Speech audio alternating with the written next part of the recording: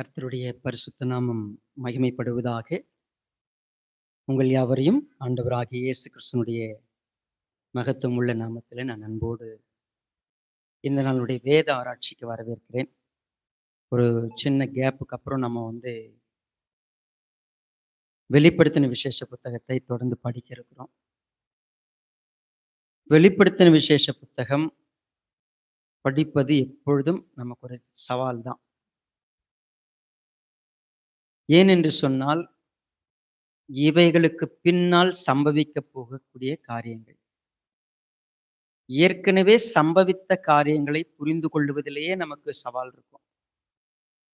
நமக்கு எழுதி கொடுக்கப்பட்ட வார்த்தைகளை புரிந்து கொள்வது, அது முத்தரிக்கப்பட்டிருக்கிற ஒன்று என்று சொல்லும் பொழுது எல்லாரால புரிஞ்சிக்க முடியுமானா ரொம்ப கஷ்டம். இவைகளுக்கு பின்னால சம்பவிக்கக்கூடிய காரியங்கள் இன்னும் நடைபெறாததுனால அதை கவனமாய் அனுமானங்கள் இன்றி, நிறைய நேரத்துல அனுமானங்கள் வந்துடும், யூகங்கள் வந்துடும். இது இப்படித்தான் இருக்கும் அப்படின்னு சொல்லி அநேக யூகங்கள் புறப்படுவது உண்டு. ஆனால் கர்த்தருடைய வார்த்தை நாம் எந்த நோக்கத்துல படிக்கிறோம் அப்படின்னு சொன்னா, நாம பார்த்து பயந்து தேவனுக்கு விட்டு தூரமா இருக்கிறதுக்கு இல்லை. அதே போல பயந்து நடுங்கி தாழ்வு மனப்பான்மை வளர்த்துக்கிறதுக்கு இல்லை. கர்த்தருடைய வார்த்தை நமக்கு கொடுக்கப்பட்டதனுடைய நோக்கம், அவர் எந்த மகிமையை நமக்கு கொடுத்தாரோ அந்த மகிமையை பாவத்தினால இழந்திருக்கிறோம். அந்த மகிமைக்கு திரும்பி போகிறதற்கு என்னென்னலாம் ஒரு மனிதனுக்கு தடையா இருக்கும், அந்த தடையிலிருந்து அவர் எப்படிப்பட்ட சித்தத்தோடு திட்டத்தோடு நம்ம இடத்துல செயல்பட்டு நம்மளை கூட்டி சேர்க்கிறாரு, நாம எப்படி அதுக்கு ஒத்து போகிறது, நம்ம எப்படி கீழ்ப்படுகிறது, நமக்கு எப்படி அந்த பாக்கியத்தை பெற்றுக்கொள்றதுங்கிறது தான் உண்மையாவே இருக்கக்கூடிய கான்செப்ட். ஸோ அப்போ நம்ம வேதத்துக்கிட்ட போகும் பொழுதெல்லாம் அநேக காரியங்களை குறித்து கவலைப்பட வேண்டிய அவசியம் இல்லை. நமக்கு தெரியலையா, டோன்ட் வரி. பட் பிரின்சிபிள் எப்பொழுதும் நமக்கு மறைவானதல்ல. அடிப்படையான விஷயங்கள் நமக்கு மறைவாகவே இருக்காது. நாம் எதை கற்றுக்கணுமோ, நம்ம எதை பிராக்டிஸ் பண்ணுமோ அது மறைக்கப்பட்டிருக்காது. ஒரு சில காரியங்கள் யூகத்திற்கும் கற்பனைக்கும் ஏன் வழிவகுக்கிறதுன்னு சொன்னா, நம்முடைய குறைவான அறிவு, நம்முடைய ரிலேஷன்ஷிப், தேவனோட வச்சிருக்கிற ரிலேஷன்ஷிப்ல குறைபாடு இருக்கிறதுனால அதை புரிஞ்சுக்கிறதுல கொஞ்சம் நேரம் நமக்கு என்ன உண்டு, தொய்வு இருக்கும். ஸோ அதெல்லாம் எடுத்து போட்டு கற்றுக்கொள்றதுக்கு தாழ்மையா கற்றுட்டு போய், கர்த்தாவே எனக்கு சொல்லி கொடுங்க, இதை நான் புரிஞ்சுக்கணும்னு சொல்லி கேட்கிறப்ப அவர் சொல்லி கொடுக்குறார். ஸோ நம்ம அப்படிதான் இப்போ என்ன செஞ்சிருக்கிறோம், 6 அதிகாரங்களை நிறைவு செய்திருக்கிறோம். கடந்த வேத ஆராய்ச்சியில நம்ம அப்படிதான் கடைசியா பார்க்கிறப்போ இந்த 6வது அதிகாரத்தினுடைய முடிவு என்ன சொல்லுகிறது? கர்த்தராகி இயேசு கிறிஸ்து ஒரு புத்தகத்தை தேவனுடைய கையிலிருந்து வாங்குகிறார். அந்த புத்தகம் 7 முத்திரைகளை உடையதா இருக்கிறது. இந்த முத்திரையை யார் உடைப்பாங்கன்னு சொல்லி கவலைப்படுறப்போ ஒரு வெளிப்பாடு சொல்லப்படுகிறது. அதை உடைப்பதற்கும் அதை புரிய வைப்பதற்கும் ஒருத்தர் இருக்கிறார். அவர்தான் ஆட்டுக்குட்டியானவர். அவர் நிச்சயம் உடைப்பார். அப்போ நம்ம கடந்த வேத ஆராய்ச்சிகள்ல 6 முத்திரைகள் உடைக்கப்படுகிறதை நம்ம படிச்சிருக்கிறோம். ஒவ்வொரு முத்திரையாக உடைக்கப்படும் பொழுது என்னெல்லாம் சம்பவிக்கிறது படிச்சுக்கிட்டே வந்தோம். 7வது முத்திரை போறதுக்கு முன்பதாக 6வது முத்திரைக்கும் 7வது முத்திரைக்கும் இடையில ஒரு முக்கியமான வெளிப்பாட்டை யோவான் அவர்கள் பார்க்கிறார். அதுதான் 7வது அதிகாரம்.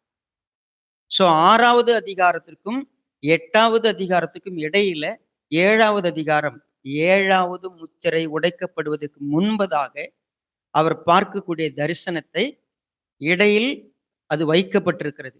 ஏன் அது எப்படி இடையில் வைக்கப்பட்டிருக்கிறது காரணம் தெரியாது. பட் 6வது முத்திரைக்கும் 7வது முத்திரைக்கும் இடையாக ஒரு தரிசனத்தை அவர் பார்க்கிறார். ஸோ இந்த தரிசனம் ஒரு முக்கியமான உண்மையை உலகத்திற்கு சொல்ல விரும்புகிறது. அந்த தரிசனத்தை நாம் கவனமாய் படித்து கற்றுக்கொள்ளலாம். கண்களை மூடி நாம் செபிக்கலாம். பரிசுத்த பிதாவே, இரக்கமுள்ள அப்பா, இந்த அற்புதமான மாலை பொழுதுக்காக ஸ்தோத்திரம். தேவரீர் எங்களுக்கு நீர் கொடுத்திருக்கிற மிகப்பெரிய ஸ்லாக்கியம் தம்முடைய பரிசுத்த வார்த்தைகள் எங்களுக்கு பொக்கிஷமாக கிடைத்திருக்கிறது. நாங்கள் பலவீனமானவர்கள், அறியாதவர்கள், குறைவுள்ளவர்கள். ஆனாலும் கர்த்தர் நிறைவு செய்யும்படியாக தம்முடைய மகத்துவமான வேதத்தை எங்களுக்கு கொடுத்திருக்கிறேன். இதை தாழ்மையோடும் உண்மையோடும் நெருங்கி வரும்பொழுது கர்த்தருடைய சமூகத்திலே நாங்கள் குழந்தைகளைப் போல கர்த்தாவே எங்களுக்கு கொடுங்கன்னு சொல்லி கேட்கிறப்போ நீங்க எங்களுக்கு புரிய வைக்கிறீங்க. இன்றைக்கும் இந்த சத்திய வார்த்தைகள் எங்களுக்கு பிரயோஜனமாக இருக்கட்டும். பயன்படுத்திக் கொள்கிற கிருபை எங்களுக்கு தாங்க. மீட்பெரும் அருமை ரட்சகருமாய் இருக்கிற எங்கள் கர்த்தராகிய இயேசு கிறிஸ்துவின் நாமத்திலே தாழ்மையோடு ஒப்புக் கொடுக்கிறோம் நல்ல பிதாவே. ஆமென். வெளிப்படுத்தின விசேஷம் 7வது அதிகாரம். இதுல முதல் 8 வசனங்களை இன்றைக்கு நாம் தியானிக்க போகிறோம். முதல் வசனம், இவைகளுக்கு பின்பு பூமியின் 4 திசைகளிலும் 4 தூதர்கள் என்று பூமியின் மேலாவது, சமுத்திரத்தின் மேலாவது, ஒரு மரத்தின் மேலாவது காற்று அடியாதபடிக்கு பூமியின் 4 காற்றுகளையும் பிடித்திருக்க கண்டேன். 2வது வசனம், ஜீவனுள்ள தேவனுடைய முத்திரை கோலையுடைய வேறொரு தூதன் சூரியன் உதிக்கும் திசையிலிருந்து ஏறி வர கண்டேன். அவன் பூமியையும் சமுத்திரத்தையும் சேதப்படுத்துகிறதற்கு அதிகாரம் பெற்ற அந்த 4 தூதரையும் நோக்கி, நாம் நமது தேவனுடைய ஊழியக்காரரின் நெற்றிகளில் முத்திரை போட்டு தீரும் அளவும் பூமியையும் சமுத்திரத்தையும் மரங்களையும் சேதப்படுத்தாதீர்கள் என்று மகா சத்தமிட்டு கூப்பிட்டான். சரி, முதலாவது மீண்டும் நாம் நினைவுல கொள்ளலாம். 6வது முத்திரை உடைக்கப்பட்ட பிற்பாடு 7ஆம் முத்திரைக்கு முன்பதாக யோவான் அவர்கள் ஒரு முக்கியமான காரியத்தை பார்க்கிறார். அது என்ன? பூமியின் 4 திசைகளிலும் 4 தூதர்கள் நின்று பூமியின் மேலாவது, சமுத்திரத்தின் மேலாவது, ஒரு மரத்தின் மேலாவது காற்று அடியாதபடிக்கு பூமியின் 4 காற்றுகளையும் பிடித்திருக்க கண்டேன். See, there is a word saying 4 corners of earth. ஆக்சுவலா நம்ம பூமி எப்படி நிலைப்படுத்தப்பட்டிருக்கிறது? There are scientific evidence. பூமி என்கிற இந்த அழகான பந்து 4 முனைகளில கட்டி தொங்க விடப்பட்டதை போல் இருக்கிறது. அதுக்கு எதனா நூல் இருக்குதா, கம்பி இருக்குதானா? இல்லை. அது ஒரு தொங்க விடப்பட்டிருக்கு. 4 கார்னரும் ஹோல்ட் பண்ணப்பட்டது போல இருக்கிறது. இந்த 4 கார்னர்கள் இப்ப நம்ம சொல்லலாம், கிழக்கு, மேற்கு, வடக்கு, தெற்கு சொல்றோம் திசை. நம்ம இங்க உட்காந்துட்டு கிழக்கு, பூமிக்கு மேல நின்று எது கிழக்கு எதுக்கு மேற்குன்னு எப்படி சொல்றது? See, we cannot say. 4 திசைகள், 4 கார்னர் இப்படி சொல்லப்படுறது என்ன? இது எப்படி ஓமானமாய் சொல்லப்படுகிறது? நம்ம ஒரு காரியத்தை புரிஞ்சுக்கலாம். என் கூட ஓசியா புஸ்தகத்துக்கு வாங்க. 13வது அதிகாரம். ஓசியா 13. இதே ஒப்புமையை அங்க படிக்க முடியும். 15வது வசனத்தை பாருங்க. இவன் சகோதரருக்குள்ளே ஜனம் பெருத்தவனாயிருந்தாலும் கர்த்தருடைய காற்றாகிய கீழ்காற்று வனாந்திரத்திலிருந்து எழும்பி வரும். அதனால் அவனுடைய ஊற்றுகள் வற்றி போகும், அவனுடைய துறவு வற்றி சுவரி போகும். அது இச்சிக்கப்படத்தக்க சகல பதார்த்தங்களுக்குள்ளே உள்ள உத்தம பதார்த்தங்களையும் வாரிக்கொள்ளும். என்ன சொல்லப்படுகிறது? கர்த்தர் ஒரு அழிவை ஒருத்தங்க மேல வரப்பண்ணணும்னு சொன்னா அவர் அதிகமா பயன்படுத்தக்கூடியது காற்றுன்னு சொல்லப்படுகிறது. அவர் அநேக விஷயங்களை பயன்படுத்துறார். அதில் ஒன்று காற்று.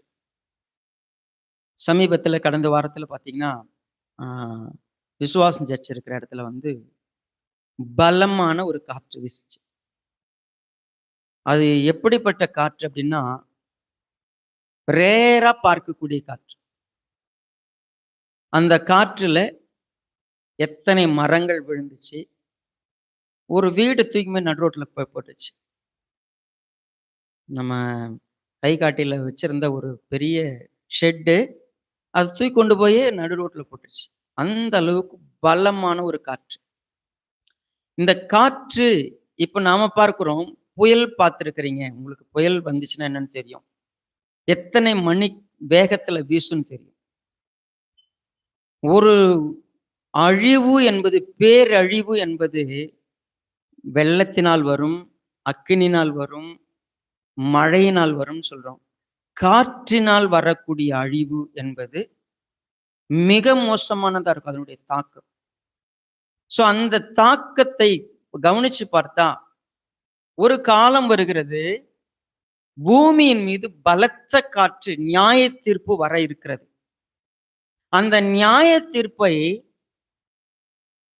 கர்த்தருடைய தூதன் வந்து சொல்றாரு, நீங்க காற்று அடியாதபடி அதை நிறுத்தி வைங்க. ஜட்ஜ்மெண்ட் இப்ப இல்லை, அழிவு இல்லை, நிறுத்துங்க. காற்று அடிக்கூடாது, ஒரு மரத்து மேல கூட அடிக்கூடாது, சமுத்திரத்து மேல அடிக்கூடாது, பூமியின் மேல அடிக்கூடாது. ஏன் அவர் சொல்லும் பொழுது, பூமியை சேதப்படுத்த அதிகாரம் பெற்ற அந்த 4 பேருக்கும் சொல்லப்படுகிறது ஒரு முக்கியமான காரியம். அது என்ன? நாம் நமது தேவனுடைய ஊழியக்காரருடைய நெற்றிகளில் முத்திரையிட வேண்டும். அது நடந்து அது முடிகிற வரைக்கும் ஜட்ஜ்மெண்ட் இல்லை, அழிவுக்கு அனுமதி கிடையாது, எந்த பாதிப்பும் இருக்கக்கூடாது. அவர்களுக்கு பாதிப்பு இல்லாமல் பாதுகாக்கப்பட வேண்டும். தேவன் இப்பொழுது தீர்ப்பு செய்வதற்கு முன்பதாக தம்முடைய ஊழியக்காரர்களுக்கு அவர் முத்திரையிட விரும்புகிறார். இது ஒரு முக்கியமான ஒரு விஷயம். சோ இப்ப இந்த 4 தூதர்கள் அவங்க எப்படிப்பட்டவங்க? ஒரே ஒரு எக்ஸாம்பிள் பார்க்கலாம். அவங்க அழிவுனா என்ன செய்வாங்க? இது வெறும் ரெவலேஷன்ல மாத்திரம் இல்லை, பழைய ஏற்பாட்டுல நமக்கு தானியேல் புஸ்தகம் சரி, அதே போல தீர்க்க தரிசனங்கள் புஸ்தகங்கள்ல நிறைய புஸ்தகங்கள், எசேக்கியேல் ஆகட்டும், சகரியா புஸ்தகங்கள் ஆகட்டும், ஃபியூச்சர்ல இருக்கக்கூடியதனுடைய டைப், அதாவது எதிர்காலத்துல நடக்கக்கூடியவைகளுடைய ஒரு சில மாடல்ஸை இப்பவே என்ன பண்ணிருப்பாங்க, காமிச்சிருப்பாங்க இஸ்ரவேலுடைய காலங்கள்ல. ஒரு எக்ஸாம்பிளுக்கு சகரியாவினுடைய புஸ்தகத்துக்கு என் கூட வாங்க. 6வது அதிகாரம்.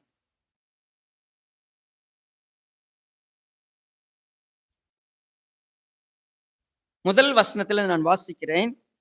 நான் திரும்பவும் என் கண்களை ஏறெடுத்து, இதோ 2 பர்வதங்களின் நடுவாக புறப்பட்டு வருகிற 4 ரதங்களை கண்டேன். அந்த பர்வதங்கள் வெண்கல பர்வதங்களாயிருந்தன. முதலாம் ரதத்தில் சிவப்பு குதிரைகளும், 2ஆம் ரதத்தில் கருப்பு குதிரைகளும், 3ஆம் ரதத்தில் வெள்ளை குதிரைகளும், 4ஆம் ரதத்தில் வெள்ளை புள்ளியான சிவப்பு குதிரைகளும் பூட்டியிருந்தன. நான் என்னோட பேசின தூதன் நோக்கி, ஆண்டவனே, இவைகள் என்னவென்று கேட்டேன். அந்த தூதன் எனக்கு பிரதியுத்தரமாக, இவைகள் சர்வலோகத்துக்கும் ஆண்டவர் ஆயிருக்கிறவருடைய சமூகத்தில் நின்று புறப்படுகிற வானத்தினுடைய 4 ஆவிகள் என்றார். ஒன்றில் பூட்டப்பட்டிருந்த கருப்பு குதிரைகள் வடதேசத்துக்கு புறப்பட்டு போயின. வெண்மையான குதிரைகள் அவைகளுக்கு பின்னாலே புறப்பட்டு போயின. புள்ளி புள்ளியான குதிரைகள் தென் தேசத்துக்கு புறப்பட்டு போயின. சிவப்பு குதிரைகளோ என்றால் புறப்பட்டு போய் பூமியிலே சுற்றி திரியும்படி கேட்டுக்கொண்டன. அதற்கு அவர், போய் பூமியிலே சுற்றி திரியுங்கள் என்றார். அப்படியே பூமியிலே சுற்றி திரிந்தன. பின்பு அவர் என்னை கூப்பிட்டு, பார், வடதேசத்துக்கு புறப்பட்டு போனவர்கள் வடதேசத்துல என் கோபத்தை சாந்தி பண்ணிட்டு என்று என்னோட சொன்னார். இந்த 4 தூதர்களும் என்ன செய்வாங்க? கர்த்தருடைய கோபத்தை சாந்தி பண்றதுன்னா என்ன? அவருடைய கோபம் எந்த அளவுக்கு பற்றி இருக்கிறதோ அந்த தீர்ப்பை செய்வதற்கு, நிறைவேற்றுவதற்கு அனுப்பப்படுறவங்க. சேம் இந்த 4 தூதர்களுக்கு ஒரு உத்தரவு வருகிறது, நீங்க நிறுத்துங்க, எதையும் செய்யக்கூடாது, பாதிக்க கூடாது. பிகாஸ் ஒரு முக்கியமான வேலை செய்யப்பட போகிறது. தம்முடைய ஊழியக்காரர்களை அவர் முத்திரையிட போகிறார். பாதுகாக்க போகிறார். பூமியின் மேல் பூச்சக்கரத்தின் மேல் வரக்கூடிய உபத்திரவத்திற்கு அவர்களை தப்பும்படியாக, நியாய தீர்ப்புக்கு தப்பும்படியாக, ஆபத்துகளுக்கு தப்பும்படியாக அவர்கள் பாதுகாக்கப்பட போகிறார்கள். So it's very clear. தேவன் அவர்களை ப்ரொடெக்ட் பண்ண விரும்புறாரு. தம்முடைய ஊழியக்காரர்களை மற்றவர்களுக்கு வித்தியாசம் காண்பிக்கும்படியாக முத்திரையிட போகிறார். இந்த முத்திரையிடுதல் என்றால் என்ன? நமக்கு ஏற்கனவே தெரியும். நம்ம இப்ப படிச்சுட்டு இருக்கிறோம். ஆட்டுக்குட்டியானவர் தேவனுடைய கையில இருந்து ஒரு புஸ்தகத்தை வாங்குறாரு. அதுல என்ன இருக்குது? 7 முத்திரைகள் இருக்குது. முத்திரைகளை நம்ம என்னன்னு பார்த்தோம்? சீல்னு பார்த்தோம். சரி, இப்போ வழக்கத்தில் இருக்கா என்னன்னு தெரியல. ஆனால் பல வருஷங்களுக்கு முன்னால ஒரு வழக்கம் உண்டு. என்ன வழக்கம் அப்படின்னா, ஒரு வீட்டுல மாடு வச்சிருக்கிறாங்க அப்படின்னு சொன்னா, சொந்த மாடு இருக்குதுன்னா பிரச்சனை இல்லை. நீங்க லோன்ல மாடு வாங்கினீங்கன்னு வச்சுங்களேன், காதுல ஒரு சீல் குத்துவாங்க. அதுக்கு அந்த பிராஸ்லயோ இல்லை ஒரு அது என்ன பண்றது காதுல கரெக்டா போட்டிருப்பாங்க. அது எப்ப நீக்கப்படும்னா, நீங்க லோன் கட்டி முடிச்சாதான் அதை எடுப்பாங்க. அது வரைக்கும் அது யாருக்கு சொந்தம்? அது யார் லோன் கொடுத்தாங்களோ அவங்களுக்கு சொந்தம்னு சொல்லப்படும். சேம், நெற்றியில ஒரு முத்திரை இடுவது என்பது தேவனுக்கு சொந்தமானவர்கள் என்பதற்கு அடையாளம் அப்படின்னு சொன்னா, நல்லா நம்ம இதை கொஞ்சம் டீப்பா நம்ம புரிஞ்சுக்கணும் அப்படின்னு சொன்னா, ஏன் கூட எசேக்கியேல் புஸ்தகத்துக்கு வாங்க. 9வது அதிகாரம். எசேக்கியேல் 9 4வது வசனம் பாருங்க. கர்த்தர் அவனை நோக்கி, நீ எருசலேம் நகரம் எங்கும் உருவ போய் அதற்குள்ளே செய்யப்படுகிற சகல அருவருப்புகளின் நிமித்தமும் பெருமூச்சு விட்டு அழுகிற மனுஷரின் நெற்றிகளில் அடையாளம் போடு என்றார். பாருங்க, இந்த அடையாளம் போடுறது என்பது செப்பரேஷன். ஜெனரலா எல்லாரும் இருப்பாங்க, பட் ஒரு சில அடையாளம் ஒரு சிலருக்கு கொடுக்கப்படுகிறது. இது வழக்கம். நெற்றியில அடையாளம் போடுறது, சரிங்களா? இப்போ நம்ம சபைகளுக்குள்ள வழக்கமாக இந்த அடையாளம் போடுற விஷயங்கள்லாம் ஒரு சிலதை சிம்பாலிக்கா செய்வாங்க ஒரு சில சர்ச், சரிங்களா? இதுக்கு அடையாளமா உன் நெற்றியிலும் மார்பிலும் தரித்துக்கொள் அப்படின்னு சொல்லி அந்த சிலுவை போடுற பழக்கம் உண்டு நிறைய பேர். ஒரு சில சர்ச்சஸ்ல உண்டு. அடையாளம் போடுறது சிம்பாலிக்கா சொல்ல போனா, நீங்களும் நானும் தேவனுடையவர்கள், கிறிஸ்துவனுடையவர்கள், மீட்கப்பட்டவர்கள் என்பதற்கு அடையாளமாக நமக்கு ஒரு முத்திரை கொடுக்கப்பட்டிருக்கிறது. அது என்னது? இது பரிசுத்த ஆவியானவர். நீங்கள் மீட்கப்படும் நாளுக்கென்று முத்திரையாக பெற்ற பரிசுத்த ஆவியை துக்கப்படுத்தாதிருங்கள். எபேசியர் 4:30 நம்ம வாசிக்கிறோம். ரைட். அப்போ நாம் மீட்கப்பட்டவர்கள் என்பதற்கு ஒரு அடையாளம் இருக்கிறது. அது என்னது? பரிசுத்த ஆவியானவர்.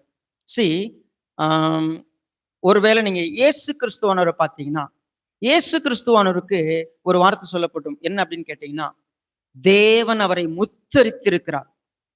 சரிங்களா? ரொம்ப குயிக்கா நம்ம பார்க்கலாம். 2 கொரிந்தியர் புஸ்தகத்துல நம்ம இதை பார்த்தோம் அப்படின்னு சொன்னா, நமக்கு எப்படிப்பட்ட முத்திரை கொடுக்கப்பட்டிருக்கிறது. அதே போல யோவான்ல பாக்குறப்போ, 2 கொரிந்தியர் போறதுக்கு முன்னாடி யோவான் 6வது அதிகாரத்துக்கு வாங்க. 27வது வசனம் பாருங்க. இங்க மனுஷகுமாரன் அவர் எப்படி பார்த்தீங்கன்னா, அவரை பிதாவாகி தேவன் அவரை முத்தரித்திருக்கிறார்னு சொல்லப்படும். என்னன்னு கேட்டீங்கன்னா, நித்திய ஜீவனை கொடுப்பதற்குன்னு ஒருத்தருக்கு மட்டும் அந்த ஸ்பெசிபிகேஷன் இருக்குது. அவர் மட்டும்தான் தர முடியும். சரி, அதே போல 2 கொரிந்தியர் 1வது அதிகாரத்துல நமக்கு ஒரு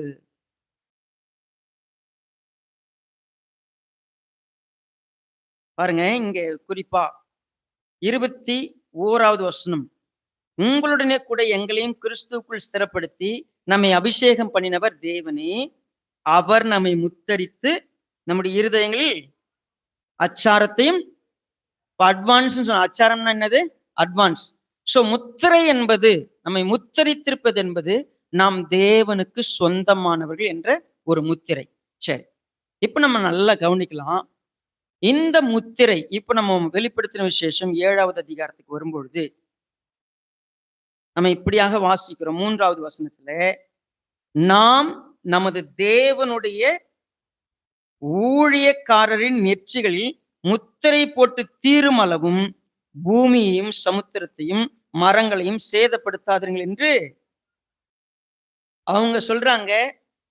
நாம் நமது தேவனுடைய ஊழியக்காரர்கள் நெற்றியில. சரி, இதை படிக்கும் பொழுது நம்ம ஏற்கனவே சொல்லிட்டோம், 4வது அதிகாரம் 1வது வசனத்திலிருந்து 21வது அதிகாரம் வரைக்கும் ஒரு வார்த்தை இந்த வெளிப்படுத்தின விசேஷத்துல இல்லைன்னு சொன்னா அது என்னன்னு கேட்டீங்கன்னா சபை. சபை என்ற வார்த்தை இல்லாததுனால இந்த 1,44,000 பேர் யார், இந்த முத்திரை போடப்பட்டவர்கள் யார் அப்படின்னு படிக்கணும்னு சொன்னா we have to be very conscious. இந்த ரகசியங்களை தெரிந்து கொள்வதற்கு நம்ம ஒரு விஷயத்தை தெரிஞ்சுக்கணும். இது எல்லாம் சபை எடுத்துக்கொள்ளப்பட்ட பிற்பாடு நடக்கக்கூடிய சம்பவம். இது எதுவுமே சபையை சார்ந்த விஷயம் இல்லை. பட் அது சபையோட எப்படி லிங்க் ஆகுது நம்ம புரிஞ்சுக்கணும். நாம் நமது தேவனுடைய ஊழியக்காரர்னா யாரை குறிக்கிறது? அது உங்களையும் என்னையும் குறிக்கிறதான்னு கேட்டா இல்லவே இல்லை. ஸோ இப்ப அப்படி இல்லைன்னு சொன்னா யார் அது? அடுத்த வசனம் 7வது அதிகாரத்துல 4வது வசனம் பாருங்க. முத்திரை போடப்பட்டவர்களின் தொகையை சொல்ல கேட்டேன். இஸ்ரவேல் புத்திரருடைய சகல கோத்திரங்களிலும் முத்திரை போடப்பட்டவர்கள் 1,44,000 பேர். நமக்கு டைரக்டா தெரியுது, இந்த 1,44,000 பேர் யாரு? இஸ்ரவேல் புத்திரர். யார் கிடையாது, புறஜாதிகள் யாருமே இல்லை. ஸோ இதை நம்ம டைரக்டா படிச்சிட்டோம்னா அது அவ்வளவுதானே அப்படின்னு போயிடலாம். ஆனா இந்த வசனத்திலிருந்து மிகப்பெரிய பிரிவுகள் தோன்றி இருக்குது. சரிங்களா? ஜெகோவா விட்னஸ்ன்னு ஒரு குரூப் இருக்கிறாங்க. இந்த ஜெகோவா விட்னஸ் என்ன பண்ணிட்டு இருந்தாங்க, ஒரு 20 இயர்ஸுக்கு முன்னாடி, ஒரு 20-25 வருஷத்துக்கு முன்னாடி, இந்த 1,44,000 பேர் யாருன்னு கேட்டா இந்த ஜெகோவா விட்னஸஸ் தான். நாங்க தான் அந்த முத்திரை போடப்பட்டவர்கள், நாங்க தான் அந்த குரூப், நாங்க மட்டும்தான் பரலோகத்துக்கு போவோம், வேற யாரும் போக மாட்டாங்க. சரி, இந்த வசனத்தை அப்படி பார்த்தீங்கன்னா தேவன் முத்திரை போட்டப்பட்டவங்கன்னா நாங்க தான் அது. ஏன் அது அவங்களன்னு சொன்னாங்க?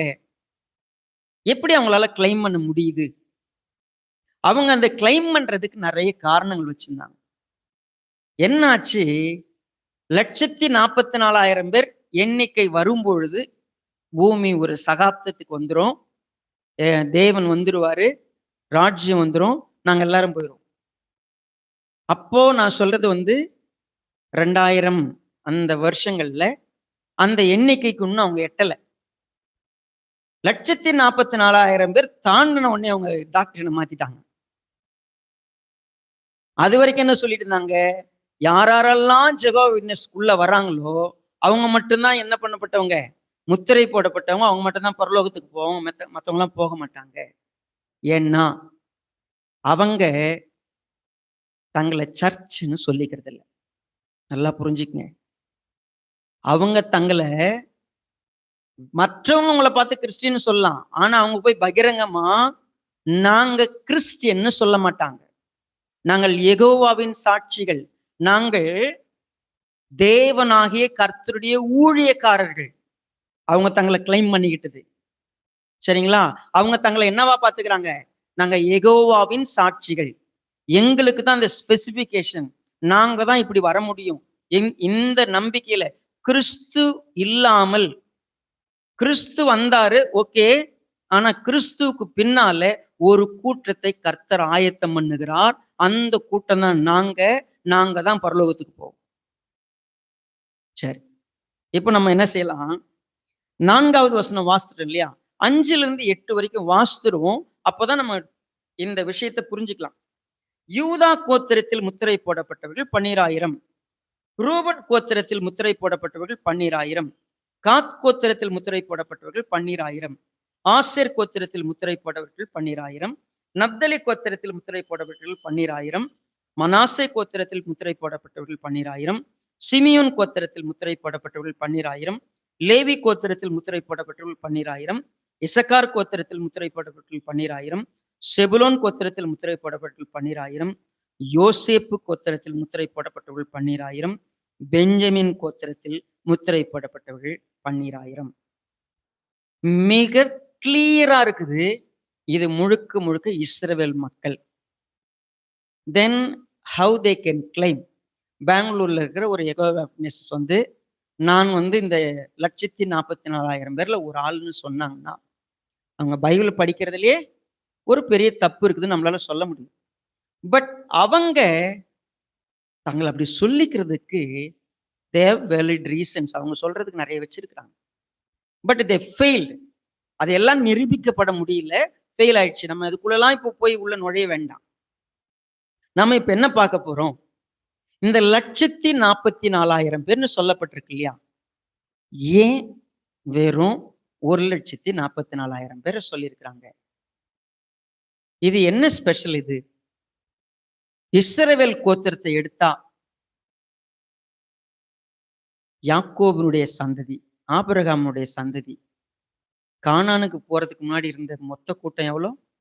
வந்த கூட்டம் 6 லட்சம் புருஷர். ஆமா தானே? வழியில பிறந்தவங்க எத்தனை லட்சம் பிறந்திருப்பாங்க? பல லட்சம்.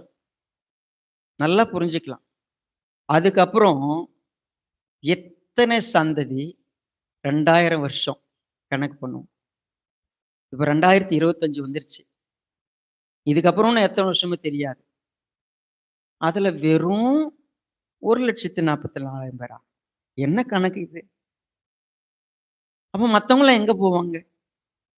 தேவனுடைய ஊழியக்காரர்கள் சொன்னா இஸ்ரவேல் கோத்திரத்துல செலக்ட் பண்ணப்படுறது வெறும் 1,44,000. என்ன கணக்குலங்க இந்த 1,44,000? சரி, நல்லா புரிஞ்சுக்கங்க.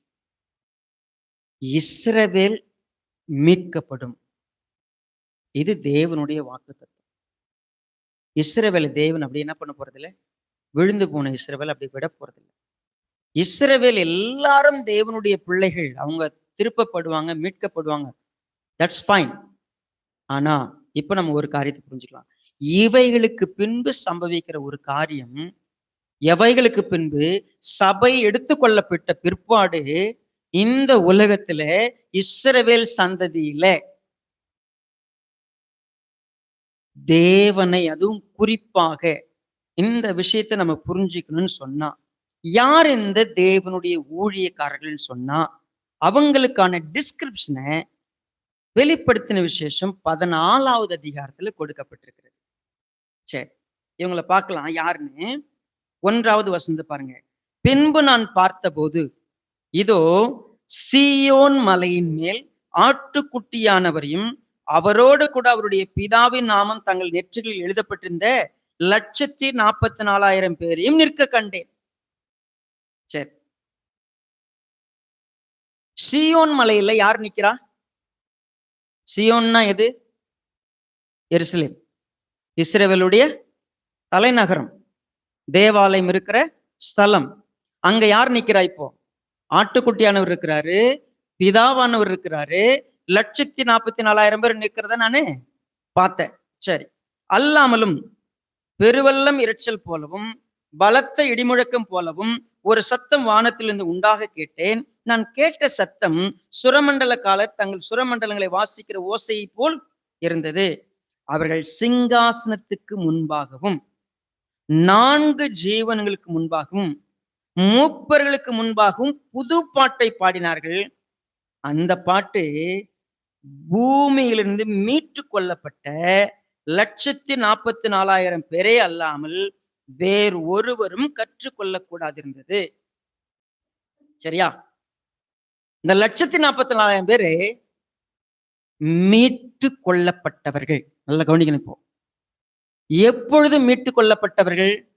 சபை எடுத்துக்கொள்ளப்பட்ட பிற்பாடு மீட்டு கொள்ளப்பட்டவர்கள். இப்ப கவனிங்க, ரட்சிப்பு யூதனுக்கும் கிரேக்கனுக்கும் இல்லாம பொதுவாகவே இப்பொழுது இருக்கிறது. ஆனா இஸ்ரவேலர் ரட்சிக்கப்படுகிறார்களா? இல்லை, அவர்கள் கடினப்பட்டிருக்கிறாங்க. அவர்கள் கடினப்பட்டதுனால சுவிசேஷம் யாருக்கு வந்துருச்சு? இப்போ ஒட்டுமொத்த உலகத்துக்கு வந்திருக்குது. நாம எல்லாம் ரட்சிக்கப்படுறோம். ஆனா இப்ப அந்த ரட்சிப்பு யார் கடினமாவே ஏத்துக்காம இருக்கிறா? இஸ்ரவேலர். அப்ப சபை எடுத்துக்கொள்ளப்பட்ட பிற்பாடு ஒரு வாய்ப்பு யாருக்கு கொடுக்கப்படுகிறது? இஸ்ரவேலர்களுக்கு கொடுக்கும். இந்த இஸ்ரவேலருக்கு கொடுக்கும் பொழுது சுவிசேஷம் அறிவிக்கப்படும்.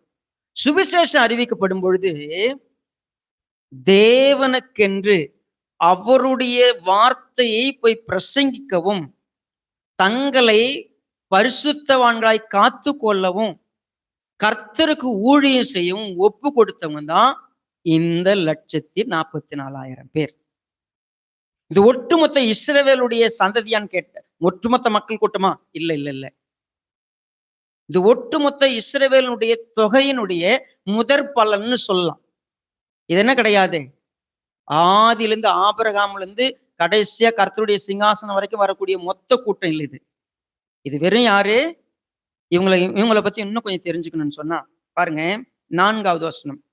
ஸ்திரீகளால் தங்களை கரைப்படுத்தாதவர்கள் இவர்களே, கற்புள்ளவர்கள் இவர்களே, ஆட்டுக்குட்டியானவர் எங்கே போனாலும் அவரை, இவர்கள் மனுஷரிலிருந்து தேவனுக்கும் ஆட்டுக்குட்டியானவருக்கும் முதற் பலனாக, இவர்களுடைய வாயிலே கபடம் காணப்படவில்லை, இவர்கள் தேவனுடைய சிங்காசனத்துக்கு முன்பாக. இப்ப இவங்களுடைய டிஸ்கிரிப்ஷன் என்ன? இவங்க மாசு இல்லாதவர்கள், இவர்கள் கற்புள்ளவர்கள், இவர்கள் கரைபடாதவர்கள், இவர்கள் ஆட்டுக்குட்டியானவரை பின்பற்றுகிறவர்கள், தேவன் மீட்கிறவர்களுடைய முதற் பலன் இவர்கள். சரி, இது ரொம்ப சிம்பிளா தெரியற மாதிரி இருக்கலாம்.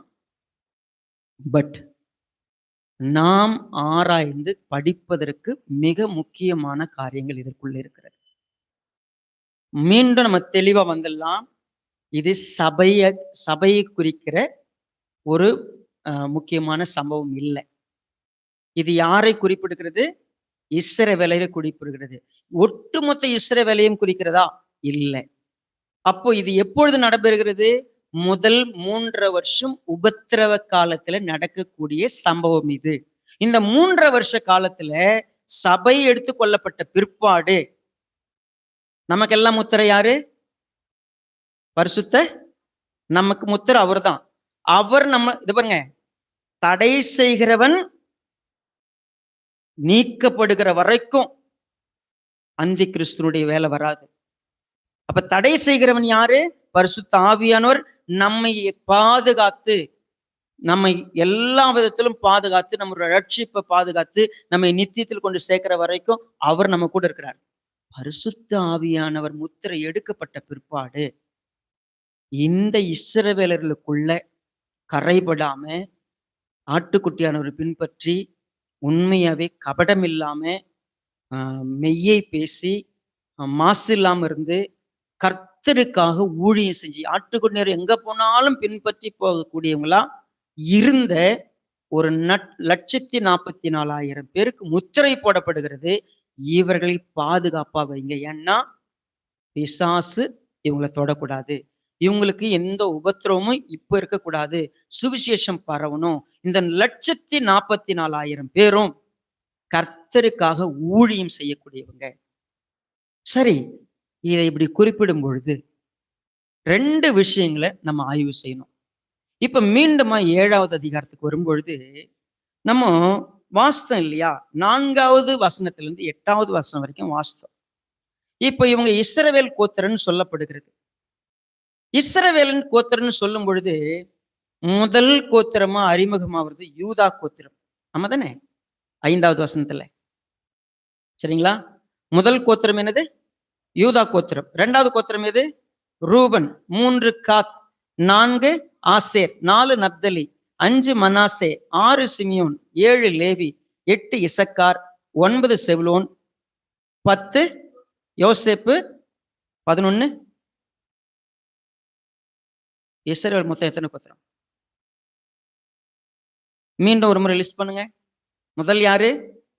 2 ரூபன், 3 காத், 4 ஆசேர், நப்தலி 5, 6, 7, லேவி 8, 9, 10, 11, 12. ஆக்சுவலா இதுதான் கோத்திரமா? உங்க பைபிள்ல பின்னால் அப்படி திரும்பினீங்க வச்சுங்களேன், கடைசியா அந்த கோத்திரங்கள் லிஸ்ட் ஒன்று கொடுத்துருப்பாங்க. உங்க பைபிள் இருந்துச்சுன்னா பாருங்க, வச்சிருந்தீங்கன்னா. ரூபன் முதல் யார் பிறந்தது? ஹலோ, ஆக்சுவலா நீங்க இந்த ஃபேமிலி செட்டப்பை புரிஞ்சிருக்கணும். ஃபர்ஸ்ட் லேயாளுக்கு தான் 4 பிள்ளைகள். ஃபர்ஸ்ட் பிறக்கிறவங்க 4 பேர் யார் தெரியுங்களா? ரூபன், சிமியோன், லேவி, யூதா. 4 பிள்ளைகள் பிறக்கிறாங்க. அதுக்கப்புறம் ராகேலுக்கு கோவம் வந்து என்ன பண்றான்? உனக்கு மட்டும் தானே பிள்ளை, எனக்கும் பிள்ளைன்னு சொல்லிட்டு அவன் வேலைக்காரியை கொடுக்குறான். பிறக்கிறவங்க யார் தெரியுமா? தான், நப்தலி. அதுக்கப்புறம் லேயால் பார்த்தா தனக்கு குழந்தை இல்லைன்னு சொல்லி தான் வேலைக்காரியை கொடுக்குறா. அவங்களுக்கு 2 குழந்தை பிறகுது, காத்தும் ஆசேரும். அதுக்கப்புறம் லேயாளுக்கு மறுபடியும் 2 குழந்தை பிறகுது, இசக்காரும் செபுலோனும். கடைசியா ராகேலுக்கு பிறக்கிறது 2 குழந்தை. ஒண்ணு யோசேப்பு. சரி, இப்போ 12 பேர் வரிசையா சொல்ல போனா இப்படிதான் சொல்லியிருக்கணும். ஆனா இவர்களை கோத்திரங்களாக பிரிக்கும் பொழுது லேவி கோத்திரம் கர்த்தருக்கு சொந்தமானதா இருந்ததுனால அவங்களை எடுத்துட்டு யோசேப்பு பேரும் எடுத்துட்டு அந்த 2ஐயும் அதாவது யோசேப்புக்கு பிறந்த மனாசே, எப்ராயிம். அப்ப 12 கோத்திரமா எப்படி சொல்லப்படும்?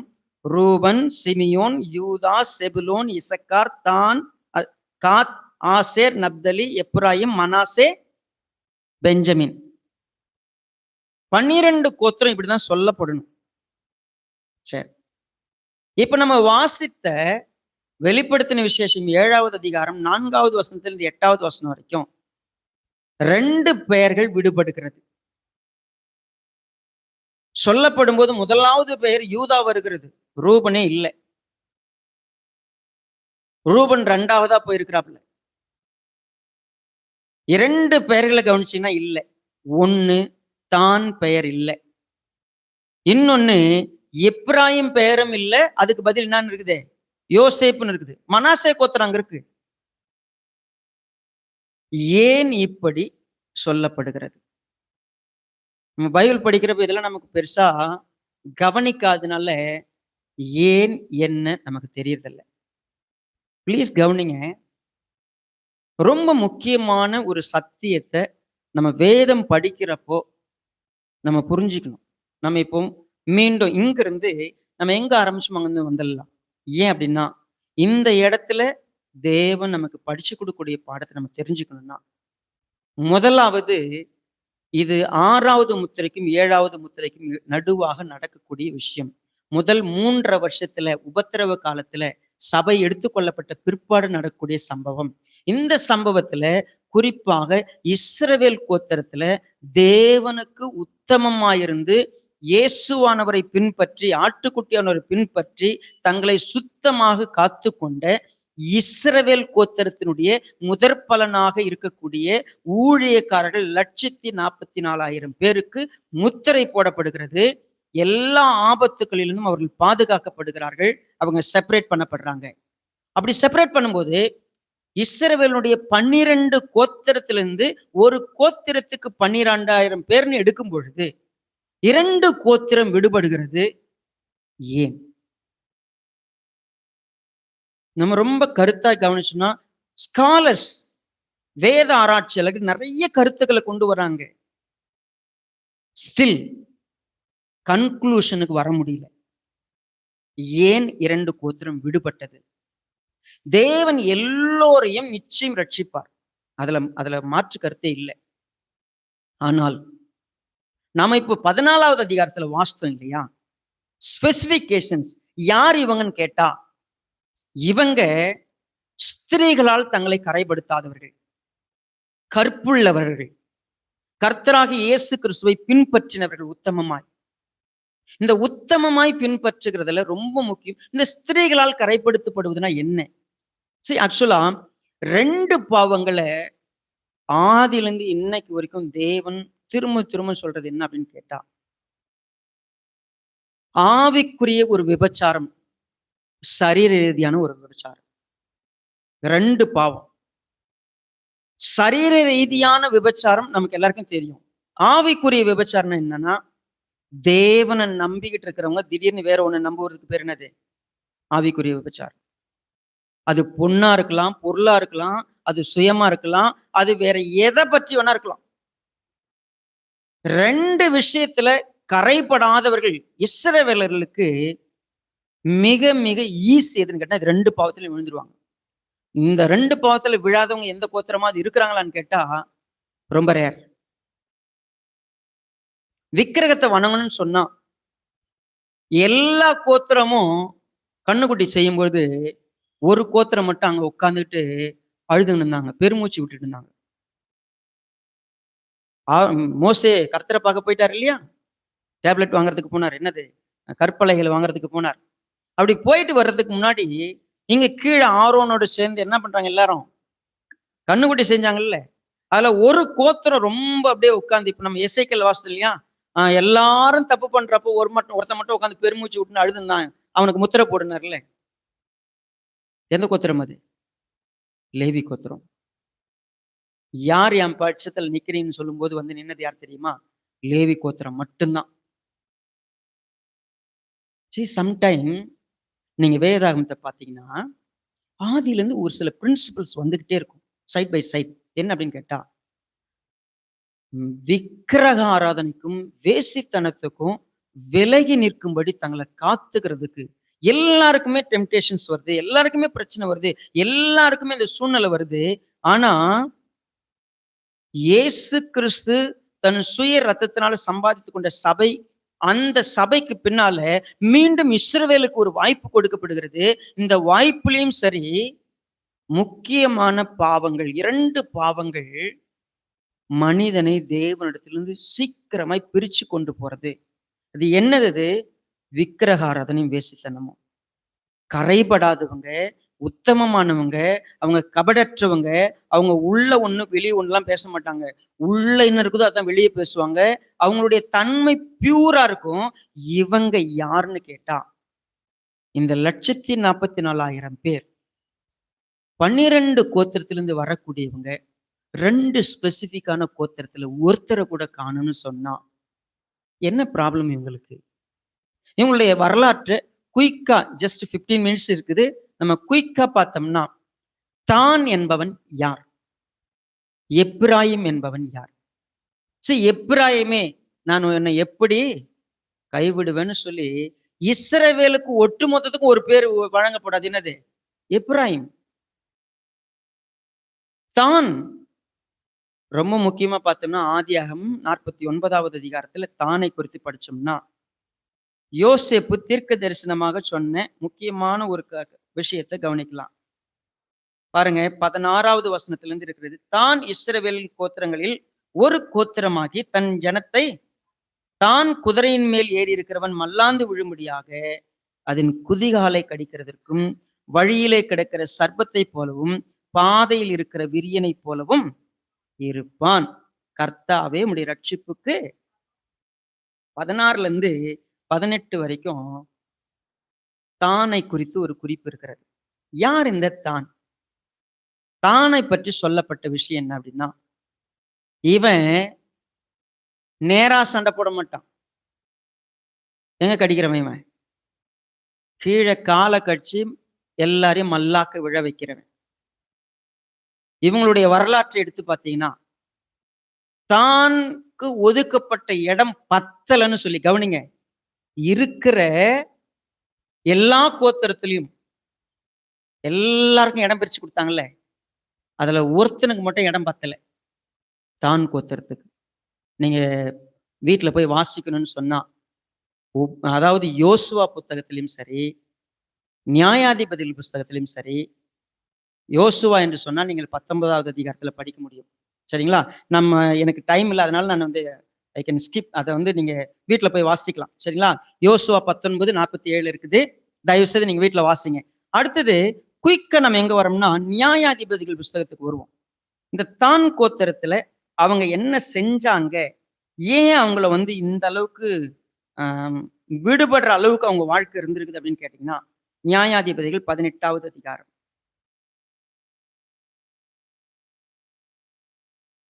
இந்த 18வது அதிகாரம் முழுக்க ரொம்ப குறிப்பிட்ட ஒரு விஷயம் சொல்லப்படுகிறது.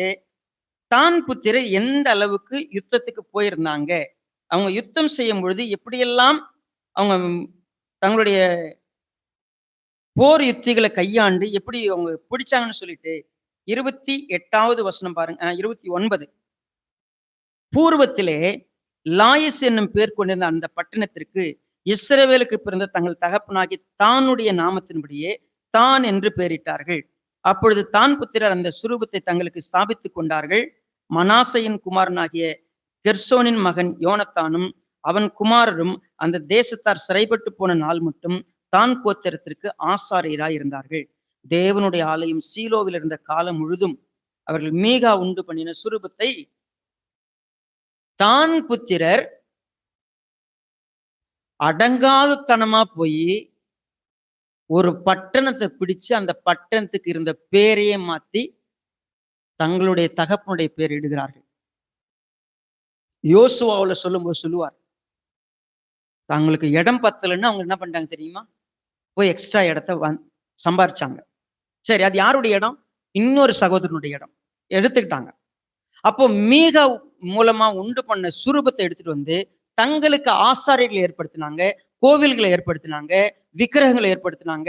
அவங்களுடைய வாழ்க்கையினுடைய அடுத்த கட்டம் என்ன போச்சுன்னா, நீங்க 19வது அதிகாரத்தை மறக்கவே முடியாது. அப்படிப்பட்ட ஒரு விபச்சாரத்தை, உலகம் கேள்விப்படாத ஒரு விபச்சாரத்தை அவங்க பண்ணாங்க. ஒரு ஸ்திரீயை எந்த அளவுக்கு பண்ணாங்க, அவன் எப்படி துண்டு துண்டாக்கி எல்லா நீங்க இதெல்லாம் என்ன, இஸ்ரவேல்ல தானும் சரி பெஞ்சமினும் சரி இவங்க எல்லாரும் இந்த மாதிரி சூழ்நிலையில் அப்படி கடந்து போகும் பொழுது தான் கோத்திரத்தை குறித்து ஒரு முக்கியமான கீ உபாகம் புஸ்தகத்துல கொடுக்கப்படுகிறது. அது என்ன?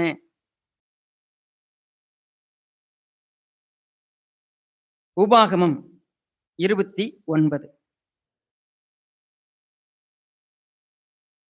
18வது வசனத்துல இருந்து நான் வாசிக்கிறேன், கொஞ்சம் கவனமா பார்க்கலாம்.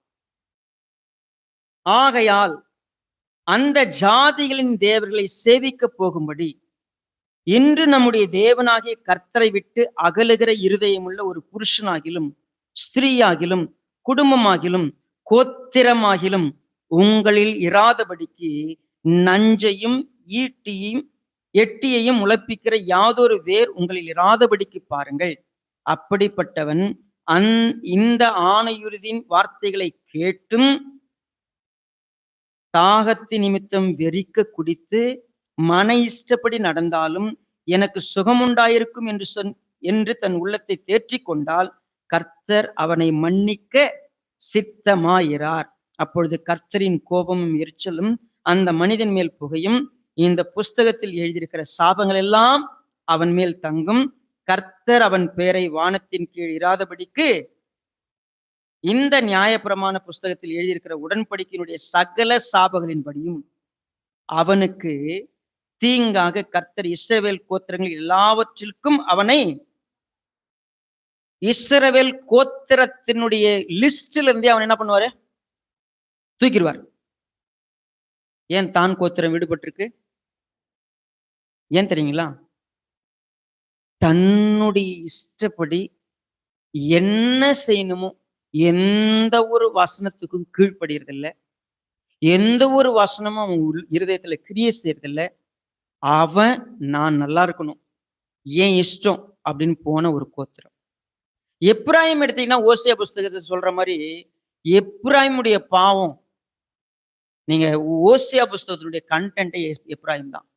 அவனும் சேம், திருப்பி போடாத அப்போ அவனை பத்தி ஃபுல் லிஸ்ட் பார்த்தீங்கன்னா அவன் அவனுடைய கேரக்டர்ல சொல்லும்போது கர்த்தருக்கு கீழ்ப்படியாத, கர்த்தருக்கு செவி கொடுக்காத, விக்கிரகத்துக்கு பின்னாலேயே உட்கார்ந்திருந்த ஒரு கோத்திரம். இந்த 2 பேரையும் ஏன் தேவன் விட்டுட்டாரு? வேதத்துல ஏற்கனவே சொல்லப்பட்டிருக்குது, கோத்திரத்துல இருந்து தூக்கிடுவாங்க. ஏன்னா அவனுக்குள்ள கசப்பான வேர் முளைத்து எழும்பி அது அவனை அழித்திருக்கிறது. இப்போ நமக்கு ஒரு மிகப்பெரிய வெளிப்பாட்டை தேவன் கொடுக்கிறார். எல்லாருமே என்ன படிச்சுக்கிறோம்? நம்ம கிறிஸ்தவர்களுக்கு என்ன சொல்லி கொடுக்கப்படுகிறது? நம்ம ரட்சிப்பை இழக்க மாட்டோம், நம்ம ரட்சிக்கப்பட்டோம், ஒன் சேவ்டு ஆல்வேஸ் சேவ்டு, நம்ம எல்லாம் ரட்சிக்கப்பட்டவங்க, ஆனா தேவன் திரும்ப திரும்ப திரும்ப ஒரு விஷயம் சொல்றார். நான் உன் மேல ரொம்ப இரக்கமா இருக்கிறேன். நான் உன் மேல கிருபையா இருக்கிறேன். நான் உன் மேல ரொம்ப அக்கறையா இருந்து உன்னை பாதுகாக்கிறேன். உன்னை பராமரிக்கிறேன். நீ என்னால் மீட்கப்பட்டவன். என்னுடைய நாமம் உனக்கு தரிச்சிருக்கிறேன். நான் முத்திரை போடுற விரும்புறேன். பட் ஸ்டில் ஒரு விஷயத்தை நம்ம புரிஞ்சுக்கணும். என்ன புரிஞ்சுக்கணும்? ஒரு காலம் நமக்கு காட்டப்படுகிறது. 12 கோத்திரங்கள் லிஸ்ட் சொல்லப்படுகிறது. 2 பேரை காணோம். தேவன் எல்லாரையும் மீட்பார். 2 பேர் அங்க ஏன் விடுபட்டுச்சு? அதுக்கு பதில் வேற பேர் இருக்குது.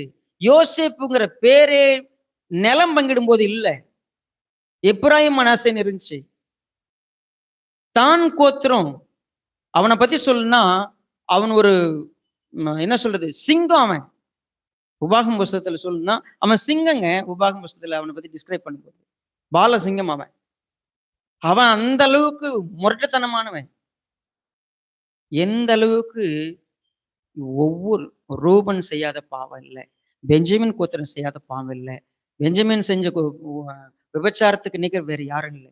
எல்லாரும் இருக்கும்போது இந்த 2 பேரை மட்டும் ஏன் விட்டுட்டாரு? பெரிய கேள்வி. அப்போ தேவன் எல்லாரையும் ரூபனை மன்னிக்கிறப்போ, பெஞ்சமினை மன்னிக்கிறப்போ இவங்க பேரை ஏன் விட்டுட்டாரு? there is a big question. உண்மையாவே தப்பு செய்யற ஒரு சிலருக்கு மன்னிப்பு கிடைக்குது, ஒரு சிலருக்கு கிடைக்கலன்னா ஏதோ தேவன் ஒருத்தவங்களுக்கு இறக்கம் காட்டுறாரு, ஒருத்தன் காட்டலையா? அப்படி இல்லை. என் பேரை நீங்க எவ்வளவு முறை எழுதி வச்சாலும் சரி, நான் அதுக்குள்ள வரமாட்டேன்னு நிக்கிற விஷயம். தங்களை கழுவ முடியாதபடிக்கு கரைப்படுத்தி கொண்டு கிறிஸ்துவை பின்பற்ற முடியாம, கற்புள்ளவங்களா இல்லாம, கபடம் இல்லாதவங்களா இருக்காம, உண்மையாவே தங்களுடைய வாழ்க்கையில அந்த இடத்துக்கு கொஞ்சம் கூட இடம் கொடுக்காதவங்க. அதனுடைய விளைவு என்ன தெரியுமா? உண்மையாவே ஒதுக்கப்பட்டவங்களா போயிட்டாங்க. எனக்கு இதை படிக்கிறப்போ, ஆண்டவரே 12 பேர் இருக்குது. இந்த 12 பேர்ல ஒருவேளை கர்த்தருடைய சமூகத்துல யூதாஸ்ங்கிற பேர் இருக்காது இல்ல? 12 அப்போஸ்தலர்கள் கண்டிப்பா யூதாஸ் பேர் இருக்காது. அப்போ ஒரு பேர் விடுபடுது இல்ல? அங்க 2 பேர் விடுபடுது இல்ல? நான் கூட கர்த்தருடைய சமூகத்துல இருப்பேன். ஆனா நான் கர்த்தருடைய வார்த்தையை படிப்பேன். எனக்கு எல்லாம் கிடைக்குது. ஆனா கடைசி நேரத்துல விடுபட்டுச்சுன்னு சொன்னா நான் எங்க இருப்பேன்? என் பேர் நான் உண்மையாவே ஒவ்வொரு நாளும் எப்படி ஆராயணும்? ஸ்டில் எல்லா பாதுகாப்பையும் பாருங்க, காற்று அவங்க மேல அடிக்காது பாத்துக்குங்க. முத்திர எல்லா ஆசீர்வாதமும் இருக்குது. நான் அந்த ஆசீர்வாதத்துக்கு சொந்தக்காரனா இல்லாம போறதுக்கு என்னுடைய சுய பாவத்துக்கு நான் என்னை விட்டு கொடுத்துட்டு நான் ரொம்ப மோசமா அதுக்கு பாத்திரவானா இருக்க வேண்டிய இல்லைன்னு சொன்னா யாரை குறை சொல்ல முடியும்? கர்த்தரை குறை சொல்ல முடியுமா? அவருடைய மீட்பை குறை சொல்ல முடியுமா? அவருடைய திட்டத்தை குறை சொல்ல முடியுமா? இல்லை. நானே அதுக்கு பாத்திரவானா இல்லாத போயிடுவேன். இப்போ ஒருவேளை நீங்க இப்போ புரிஞ்சுக்கணும்னா 8 வசனங்களுக்கும் படிச்சுட்டு இல்லையா, 9ல இருந்து அந்த அதிகாரத்தினுடைய கடைசி வரைக்கும் பாத்தீங்கன்னா செகண்ட் ஒரு குரூப்பை பத்தி படிக்க போறோம் நெக்ஸ்ட் வீக். இது வெறும் இஸ்ரவேல். ஆனா 9வது வசனம் பாத்தீங்கன்னா அது இஸ்ரவேல் இல்லை, அது வேற ஒரு கூட்டம். இப்ப 2 கூட்டத்தையும் பாத்தீங்கன்னா அந்த கூட்டத்துல எங்கேயோ ஒரு மூலையிலாவது நான் நின்னணும் அப்படின்னு சொன்னா இன்னைக்கு கர்த்தர் நம்ம கிட்ட பேசுறார். என்ன பேசுறார்? உண்மையவே நம்ம கரைப்பட்டாதவங்களா இருக்கிறோமா? நம்ம திரும்பமா 14வது அதிகாரத்துல இந்த கேரக்டரிஸ்டிக்ட மட்டும் நம்ம கொஞ்சம் படிச்சுக்கிட்டு இன்னைக்கு கர்த்தர்ட்ட நம்ம ஒப்பு கொடுக்கலாம்.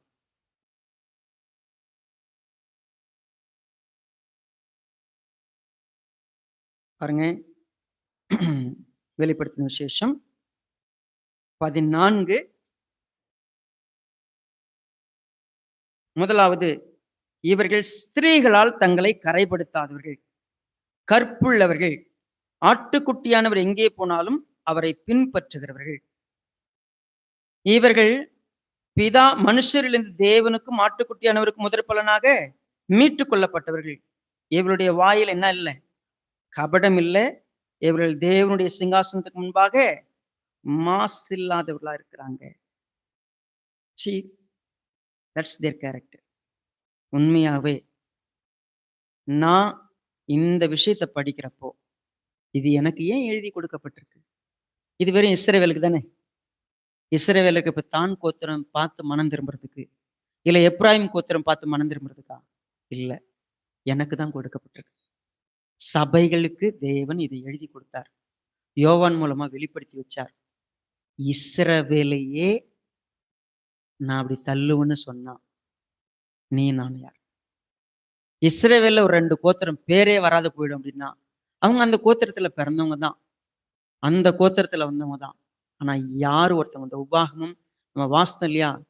அந்த வசனத்தின் அடிப்படையில கோத்திரத்து லிஸ்ட்ல கூட எல்லாம் தூக்கிடுவோம் அப்படின்னு சொன்னார். தூக்கிட்டார். சோ அப்ப நாம யார்? நாம பயந்து நடுங்கி அப்படின்னு சொல்ற இந்த வார்த்தைய எப்படி கொண்டு வருவோம் அப்படின்னா, பயந்து நான் கர்த்தரை விட்டு போயிறதில்ல. பயந்து அவருடைய உறவுக்குள்ள வர்றது. என்னுடைய கரைகளை கழுவும்படி ஆண்டவர்ட்ட இன்னைக்கு கேட்கறது. இனி ஆண்டவரே, நான் என் ஆத்துமாவுல கூட நான் விபச்சாரம் செய்ய மாட்டேன். உங்கள விட்டு நான் எங்கேயும் போமாட்டேன். உங்கள விட்டுட்டு நான் உங்கள எங்க போனாலும் நான் அங்க வருவேன். எந்த உபத்திரம் வந்தாலும் உங்கள பின்பற்றுவேன். நான் கபடமா இருக்க மாட்டேன். நான் உண்மையா இருப்பேன். உள்ளத்துல ஒண்ணு வச்சுக்கின்னு வெளியில ஒண்ணு நான் செய்ய மாட்டேன். நான் மாசு இல்லாம இருப்பேன். நான் உங்களுடைய பாதுகாப்புல இருப்பேன். ஒப்பு கொடுக்கலாம். கர்த்தர் நமக்கு தொடர்ந்து உதவி செய்யட்டும். கண்களை மூடி ஜெபம் பண்ணுவோம்.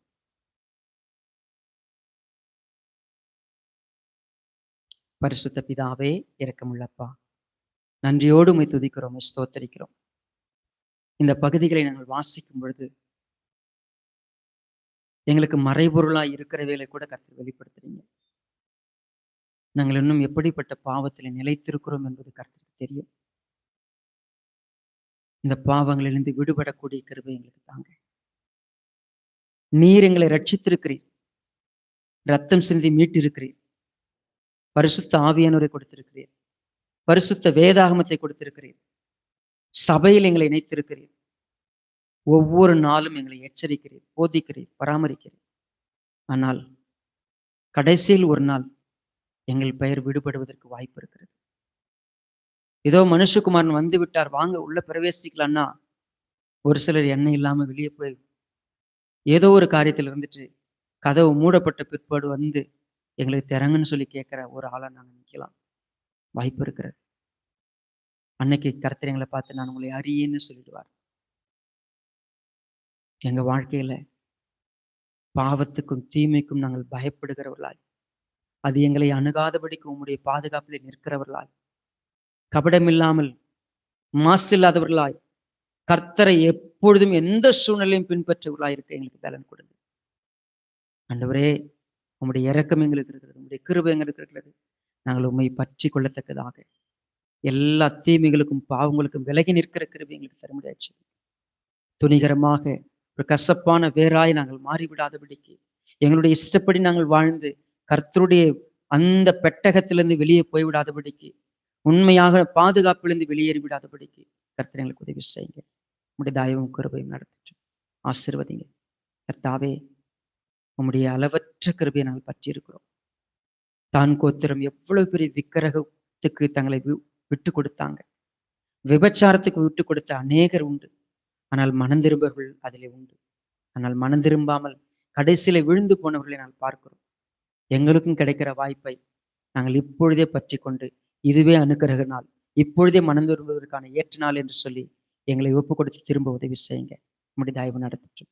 மீட்பெரும் ரட்சகரமாயிருக்கிற எங்கள் கர்த்தராகிய இயேசு கிறிஸ்துவின் நாமத்திலே தாழ்மையோடு வேண்டிக் கொள்கிறோம் நல்ல பிதாவே.